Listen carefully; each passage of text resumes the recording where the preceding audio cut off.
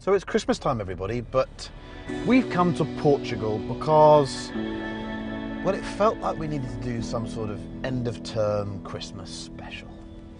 And I think this is the best place to do it because the weather's beautiful. This is Portimao, the amazing circuit you've seen in the Cayman launch and most recently in the BMW M3 launch. And I wanted to come down here with my favourite cars of the year. They don't necessarily have to be new cars or haven't been bought out in the last few months. They're just the latest, greatest things. So we're going to have some fun. We're going to test the cars. We're going to shoot a really long, lovely, involved film. But I also want to have some of my friends here. I want to be doing some cool things. I brought some buddies down, some people that have worked with us during the last year and a half, 2 years on our films. Largely because they can help and they're really good, but also because I want to say thank you. And we've got a really cool bunch of cars. Not too many. So really this is about having some fun. I don't want to draw conclusions too much. I don't want a winner and a loser. All of these cars are frankly winners in their own right. They're sensational machines. So here begins 3 days of fun. And I think if we have fun, then you get to see a fun film.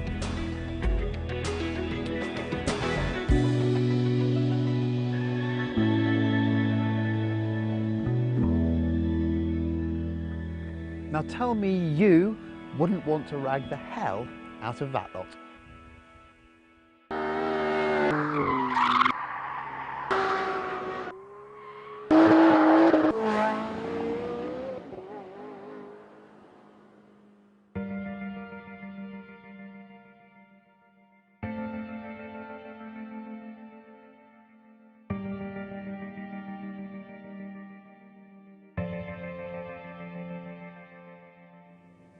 You've got to see the way this thing starts. You turn the key, and that then goes into electric mode, and you turn the button to sport, and the engine fires. How good is that? I never tire of the coolness of the 918.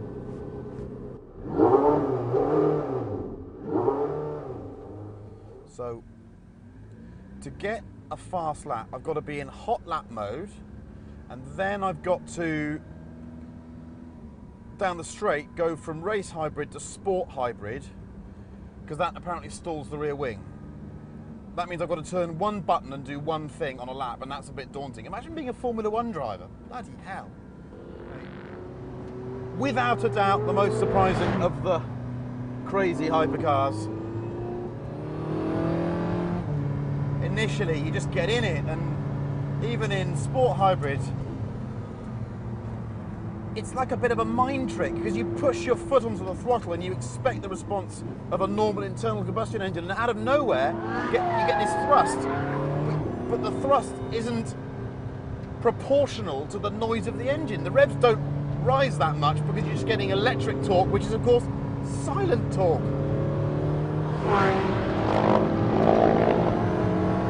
Now it starts to go. That's quick. I'm staggered at how far they came with this.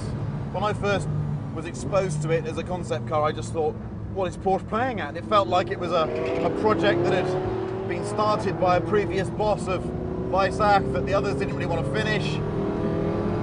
And then when I drove the finished car, I thought, well, I felt chastened. I felt that I'd been an idiot to doubt it. A lot of my colleagues who I trust, whose opinions I trust, really love this car now. And I have to say, I've done a few skiddies in it in the last couple of days, and it's even better than it was a year ago. Clearly they've done some work on the systems calibration for the chassis, and it just gets better and better. Hides its weight so well.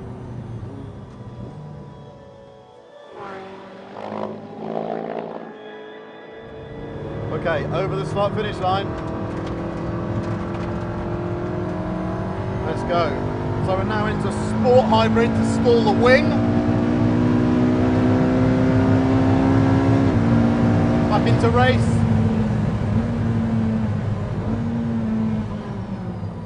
Hot lap.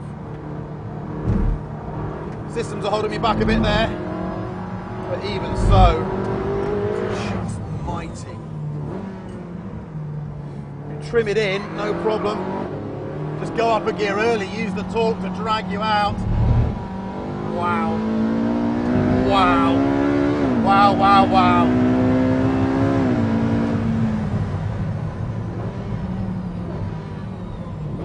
To manage your braking distances, partly because the car's so heavy, partly because it's going so fast, and the traction on the way out. Oh, lordy, lordy, lordy.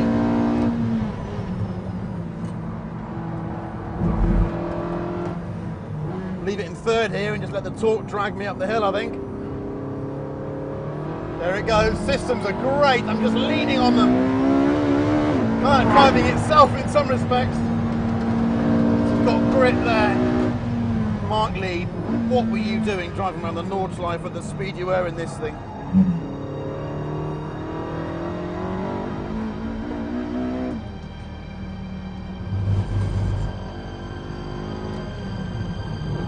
Again, stay in third gear.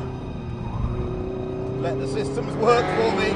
Boot the throttle on the exit. Wow.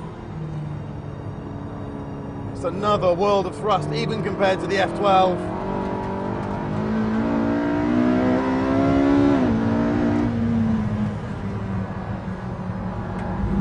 Bit of oversteer is managing for me there. Down the straight.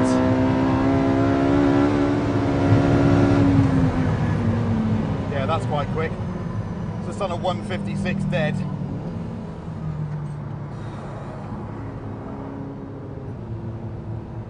What a wappoon this is. Anyhow, got a race hybrid. Turn some of these things off. Can get quite lively.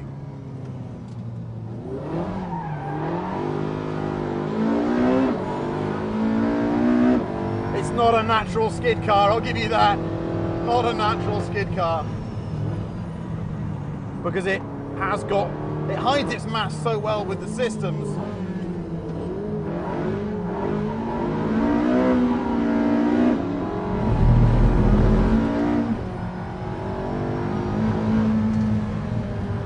And you have to be really, really careful with it.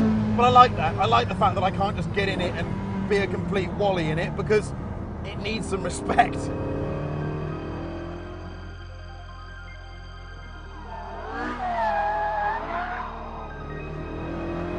You can't just slide everything around, can you?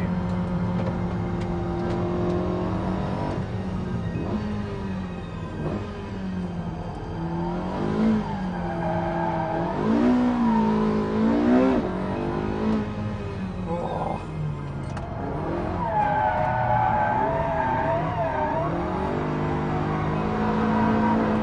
That feels quite grown up. Blimey. Because even when you're sliding, it's trying to go forward at such a rate. Wow. Wow, wow, wow.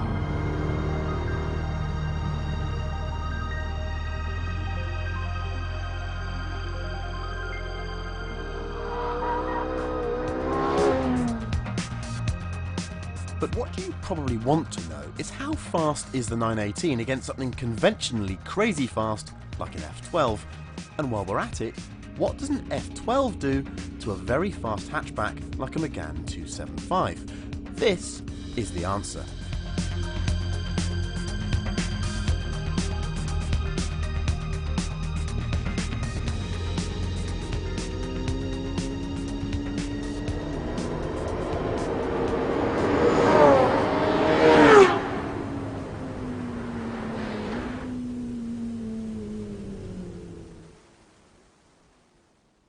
Anyway, back to that beautiful Ferrari.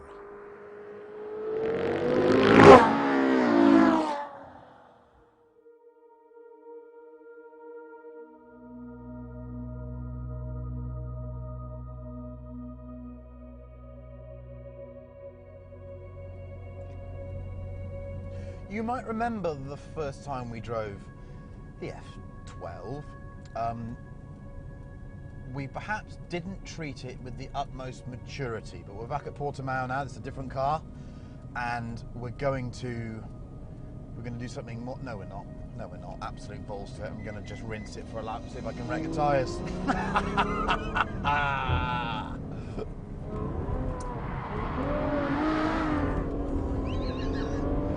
Let's get on it.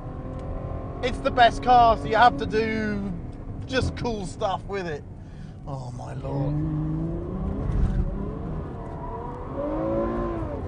That's just insane.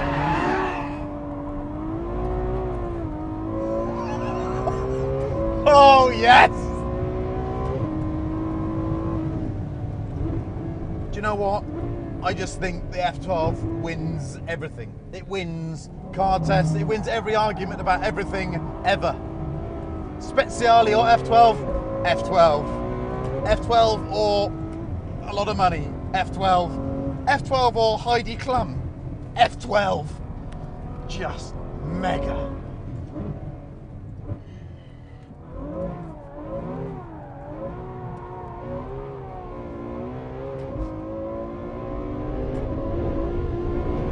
F12 leaping over a crest at 115 miles an hour, lighting up the rears in 4th gear.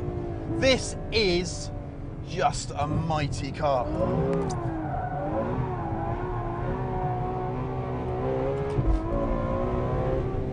Wow, what a thing.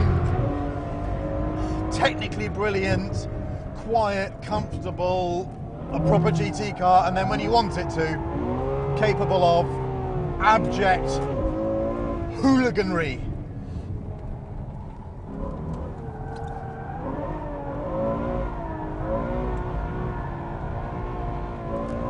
Oh my lord, 740 horsepower. It's just utterly magnificent. And it's got traction and it's got balance. You can be neat and tidy if you want. What's it like down the straight? Numbers, numbers, numbers. That's 140 there, so that's gone beyond the GT3. 160. Yeah, we just did 170 down the main straight at Portimao. There are not many racing cars that can do that.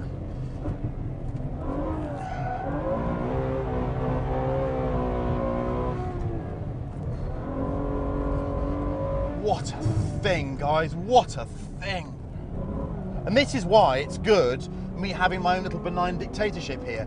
Because if this was some sort of magazine democracy, then I would be forced to admit that the F12 wasn't new this year and it shouldn't be allowed an entry. But in my world, this is my show, so the F12 will always be invited.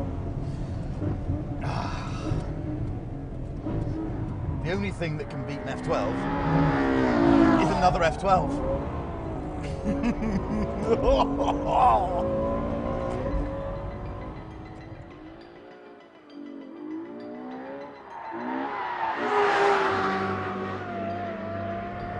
It's going to be a long time before I can approach the F12 with any level of maturity. It's just a tonic. It's just the most extreme, extraordinary motor vehicle.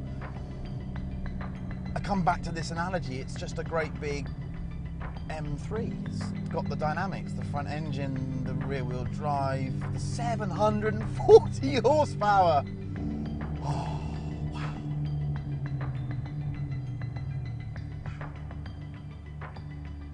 No, it's done. We've done it. We've done the shots.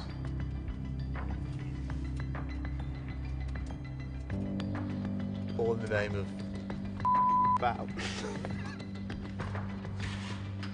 Hard to explain how much abuse that tyre has taken, and it's just delaminated in a few parts, but that's done about 30 passes fully lit. That is remarkable. Well done. Oh, Pirelli.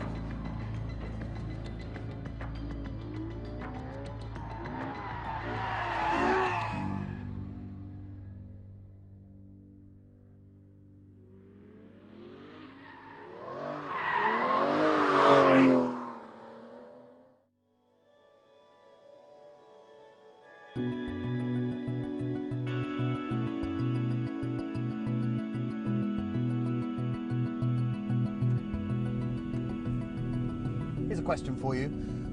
Would Aston Martin still be alive if the V8 Vantage, which was launched I think back in 2004, so 10 years ago, wasn't one of the prettiest cars ever made? I don't think they would be, but I love what the V8 Vantage has become. It's become the V12 Vantage S. This thing is spot on. So we've got a lot of power from this massive V12 engine, a relatively small body. This car sort of straddles the gap between the full, very expensive track monster and the very fast GT car. And Aston's take on it, I think, is really clever, because this is a lovely road car. You get it on a track, P0 Corsas, carbon ceramic brakes, it's got a lot of performance, and being front-engined, rear-wheel drive, it gives you options. It's a progressive car, you know, he says, doing that. I mean, it'll do that all day long, and it just sounds magnificent. And the motor is an absolute monster. Just comes good from 3,000 RPM and revs out all the way to 7. And it's worth using all of those revs too.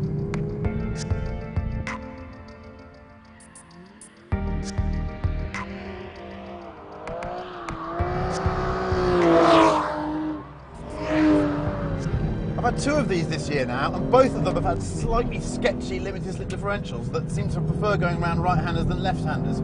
I hope that's just a quirk of those 2 diffs. Oh, I really like this thing. There's no substitute for a beautiful V12, is there? No substitute for a V12. They're just great things. How do you drive this car? Well, you don't get too greedy with your entry speed. Get the speed off, classic slow in, fast out stuff, and then just ride the torque on the way out and manage the slide. And listen to that engine. Whoa. We've got 3 damper modes. There's a special damper mode if you hold the button down that gives you a track setting that's really stiff. I'm actually not using that. I'm in the middle one, the sports setting. I prefer it around here. Brakes are great. She strolls on in a straight line though. That downhill braking zone in Portimao is something to behold. It's quite quick to be going sideways. Oh, what a machine.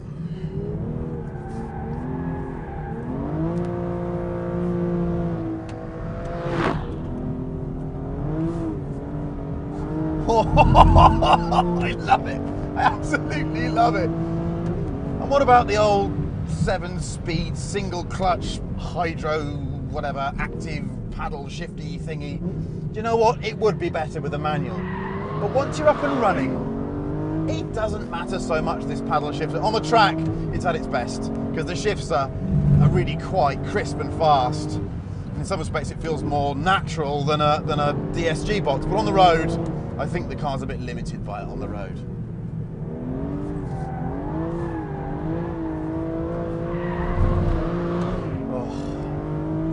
Yes, the cabin's getting too old and there's so much that you can criticise, and it's a hell of a lot of money.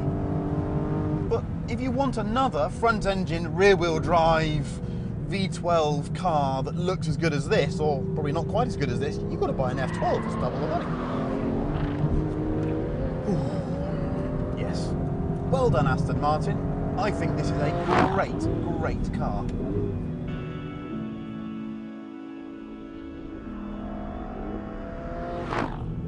Wish it had the optional bucket seats though. I'm falling out of these ones. It's got some torque though. This is the last long right-hander at Portimao. We go in 3rd gear. Well, it just sort of goes on and it goes on and yeah, it keeps going. So the slightly funked up, tricked up, very fast, very expensive, can go on a track car can be done in different ways. There's the Aston way, a bit more dignified.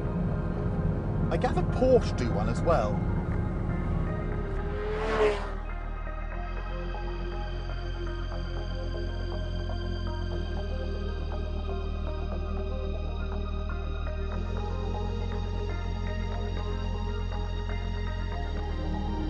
I think if the Queen ran Porsche Motorsport, and particularly the GT car program, she'd probably refer to 2014 as her annus horribilis. Non-UK viewers will probably not understand what I'm talking about. It's not been a good year. This car, bless it's not had an easy time. We know about that, so we're going to park that now because really it is sensational. Good point made by Paolo, who runs the circuit, who just had a squirt in it. He said, I'd driven one on the road and I was quite underwhelmed by it, but then on the circuit it just came alive, and it does really come alive on the circuit. that engine. Because in reality, this car is now so fast and the engine works at such high RPM, you need the space of the circuit to use it all. You just, second gear now, if I rev it out, I'm doing 74 miles an hour or something in second gear. So if you want to enjoy this engine, and you do need to use the revs to enjoy it, you've got to be so far up it.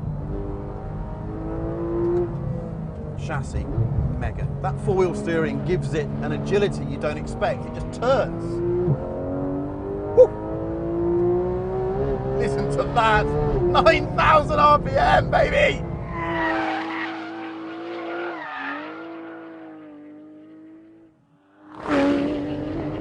Massive 305 section rubber out behind, but even then, and being rear engined, even with all that physics in the right place, if you just back it in a bit, you get all of this going on. I mean, it just feels so natural. What is it about these GT Porsches that makes them feel so natural when they get them into a slide? I know it's not big and clever and doesn't help lap time, but they just settle into this kind of hunkered down feeling, and anyone that owns one or has had the pleasure of driving one will know what I mean. So down this straight, wind it out. I'm in K's at the moment, 240 odd, 250. Braking at the 250. I have to say, when we drove this against the Speciale at Anglesey, it was the braking performance of the Porsche that was surprising. Because you'd have thought, quite often Porsches struggle to get any weight over the front axle and grip, but this one did not at all.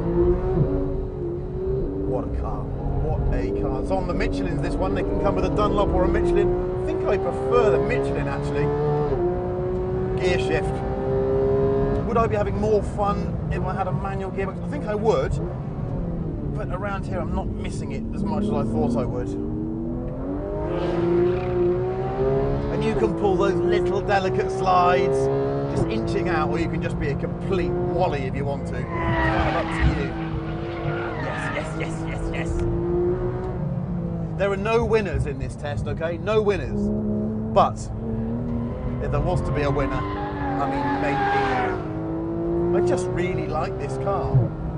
You could live with this like a Carrera S as well. It would just be so simple and enjoyable. It feels great around this circuit as well, all this elevation.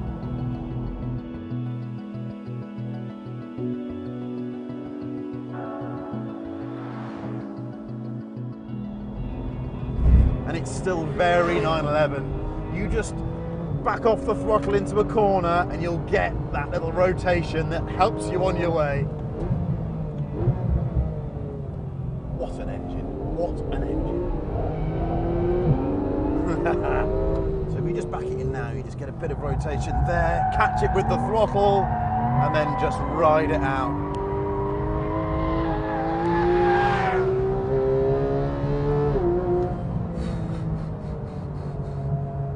Eight to 9, pull a paddle, put bang. That is one of the most enjoyable things that you can do in a modern performance car.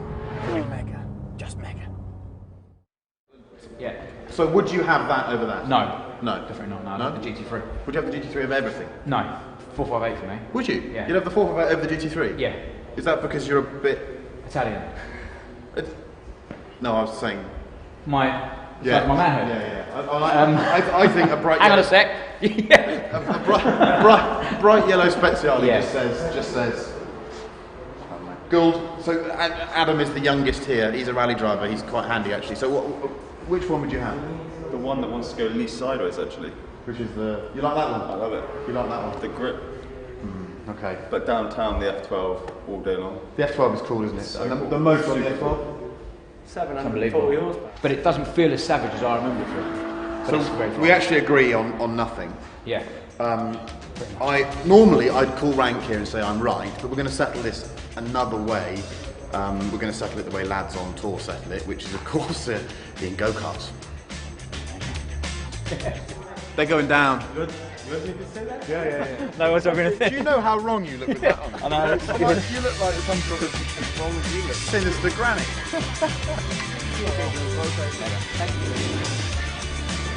Does anyone not like go-karting? the silly faces during the briefing, the first few yards trying to be sensible, then taking every corner flat chat and trying to elbow your mates into the dust. For the avoidance of doubt, I didn't win, but I was right about the Porsche anyway. That was epic. Why did you keep spinning? Scandinavian. No excuse. Tried to get in amongst it and I got punted off. Who by? This little man here. You did it all on your own, Neil. On the track.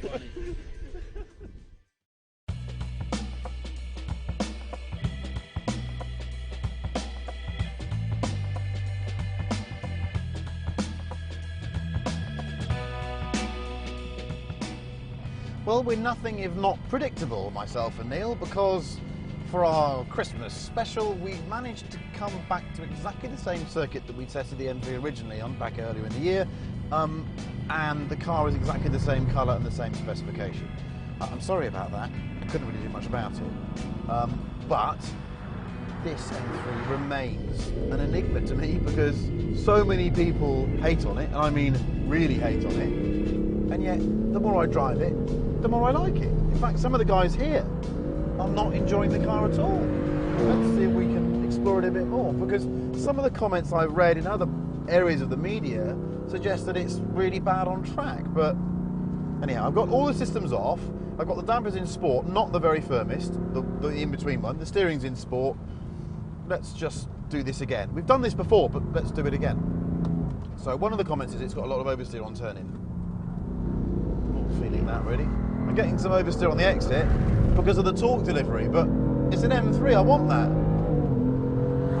Revs out beautifully, and also the noise. What is wrong with the noise? I think it sounds really good.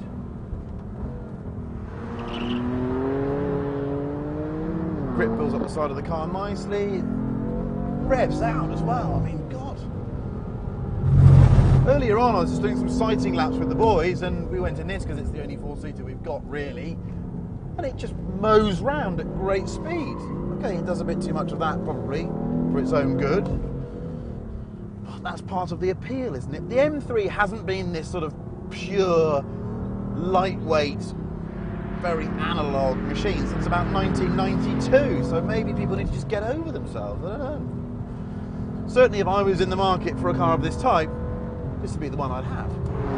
I mean, this motor, I'm up a gear now, down the main straight, 5th gear, woof! Look at that! I mean, K's, 220, 230, I mean, it's strolling on and braking hard down this hill. People have been complaining about the brakes, I think they're mega. No fade, pedals there with me. She's a bit oversteery there. Don't really expect that there. Oh, and the seatbelt tension has just got me as well, so I'm being garroted at the moment. What the M3 is, it's an old-fashioned thug of a car, and you just, you know, if you just get on it, it'll do that straight away, okay? So, you have to be a bit patient with it. When the systems are off, just be a little bit patient, and where you think you can just snap the throttle open, just wait a little bit longer and it'll come to you. But for this type of car, it's a little kind of German muscle saloon. It's a bit more AMG in character than perhaps people were expecting, but I like that. I really like that. Oh, yes.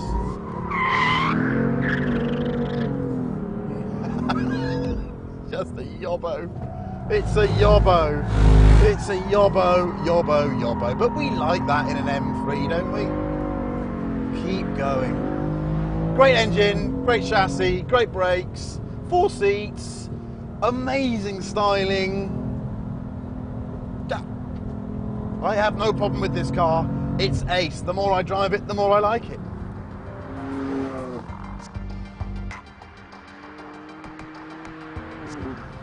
But at this point, I'd like to make a suggestion.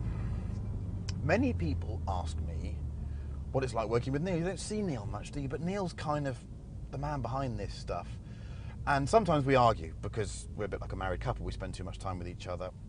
And I reckon sometimes he should do the driving and I should do the shooting. And some people have asked me, what would it be like if you switched roles? So let's go and see what it's like. Neil, come and sit here, and I'm going to operate the camera. And let's just see how bad we really can be. Now I'm a cameraman, I've got to lump all the gear around, so I've got to go and pick the thing up. That's the first hassle, carrying stuff. I shouldn't be carrying stuff. What? Are you supposed to... What? Huh? How do you carry all this stuff?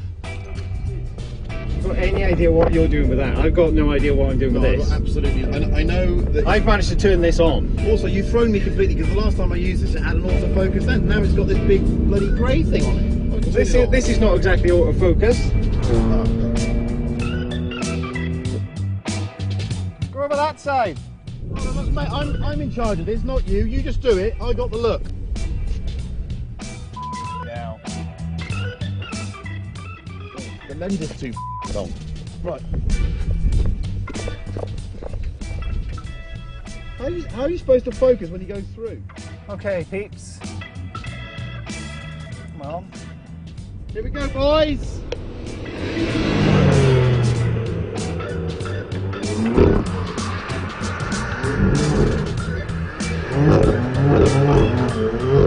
What is he doing? Is that was spectacular enough? The kids love the skid. I can't actually do. Oh, there you are. There you are. Can you not do it? Yeah, I got it. Because I'm getting some stunning results here. I got it. Then that was it. Okay, wait there. Did you not see that? No, wait there. I just want you to catch the middle of the skid, magazine style. Is that recording? Yeah. There you go. That's why when people ask why Neil doesn't do the driving and I don't do the shooting, because it's absolutely hopeless. We're a shambles anyway, but that was a shambles. Can we go back and finish the job? Okay, one more run. Really? Yeah. Okay. Hope you all enjoyed it. Hope you all enjoyed that. That's how it's done. That's how it's done in Blenavon. Woo!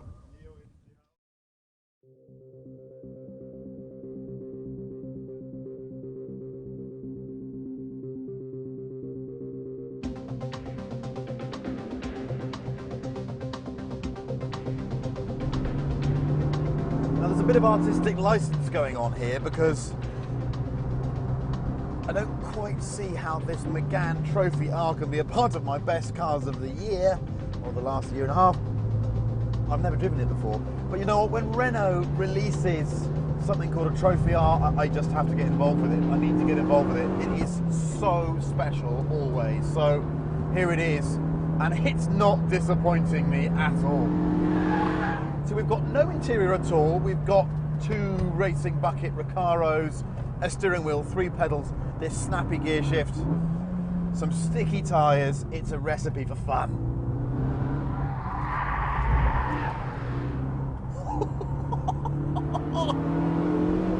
This car is a riot. There's a lot of things that the expensive, premium, special manufacturers could learn from this car in terms of fun and adjustability. It's mega. Listen to that noise. It's all whooshes. There's an Akrapovic exhaust out there, and there's hardly anything in the back, so it just acts as like a speaker cabinet. And you just row it out. 6,500 RPM, pop some bangs from the exhaust, come over this crest, back it off. What's that? Sideways at 90 in a hatchback. Over the start, finish straight. Okay, at this point, it loses out to the really big metal here. But I tell you, in terms of fun, over the last few days, I've had as much fun in this car as anything here. It is superb. Braking down here. You just decide, oh, I might just go a bit sideways there. The gear shift, look how fast I can shift in it. And also the downshifts, listen to these. Bangs, heel and toe, heel and toe. Just love it. Super sticky tyres, the standard, those Michelins. This is the car here that you just grab by the scruff of the neck and behave badly in.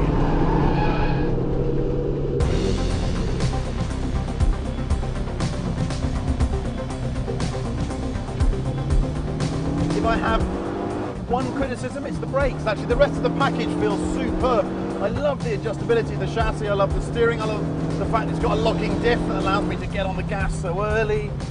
But after 3 laps, brake pedal's getting a bit long, little bit long. But wow, for the money. And don't forget to press your RS button, people, because that turns the traction and the stability and all that rubbish off. And then then it moves around nicely. I'm sorry, Ford and Volkswagen and everyone else. This is the best front-wheel drive hot hatch I've driven on a circuit. It is mega. If you can get one of the limited edition number of these, just go and buy it. Outrageous. The fast cresty one, you shouldn't really do this, should you? But why wouldn't you? Oh.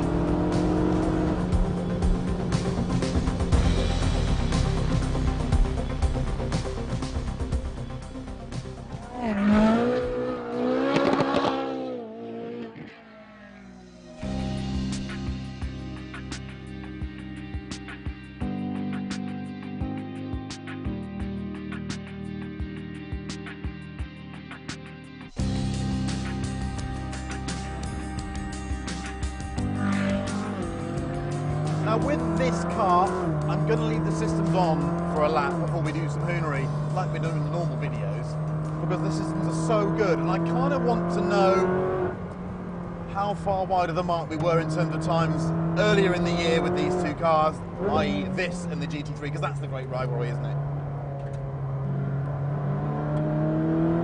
So over the start-finish line then. What's it doing? A lot of miles an hour.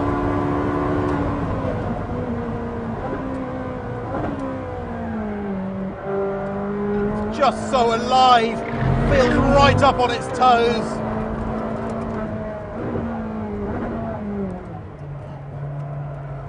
Systems are doing a lot of work at the moment.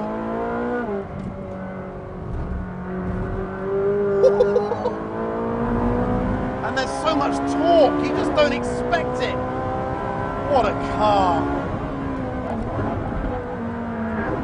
We thought some of these performance cars were going to be dead a few years ago, and now we just can't get enough of them. Woo! This is my kind of end of year party. Braking performance is really good, but the initial thump doesn't quite match the Porsche to me. Maybe I'm imagining that. And here we just stay in fourth and blend it in and just use the torque. Felt there the traction was just holding me back a little bit. Not too much, just a little bit. Oh, it's just a suggestion of oversteer over the crest at 110, as you do.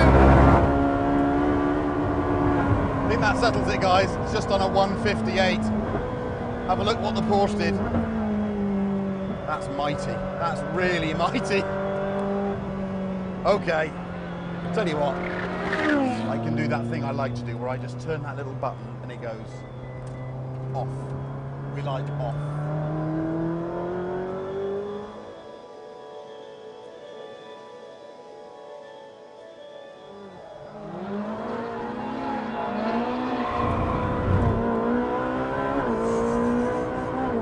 What a weapon! What a weapon!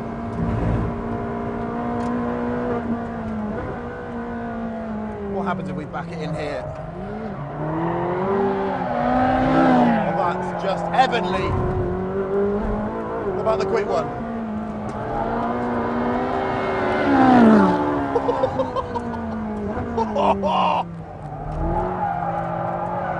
And it's just so balanced and so smooth. This is now fourth gear. Look how long this lasts in fourth gear. It's still going, it's still going. Fourth gear. Do me a favour. What a machine.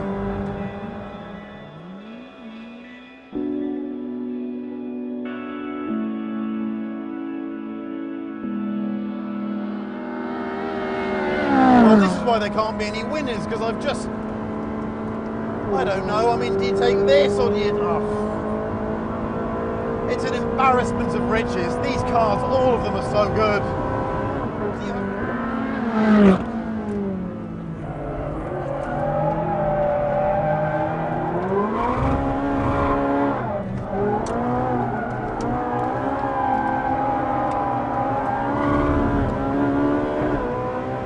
Whoa.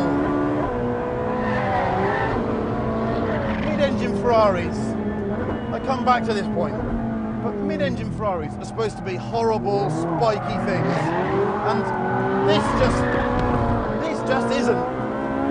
There are just no vices to this car. I'm going to say something a bit pathetic and profound, but I just don't see where this company goes from here. How do they make a better car than this? I just don't think they can.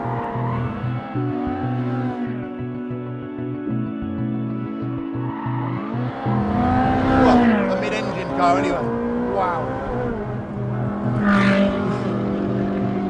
Wow, wow, wow.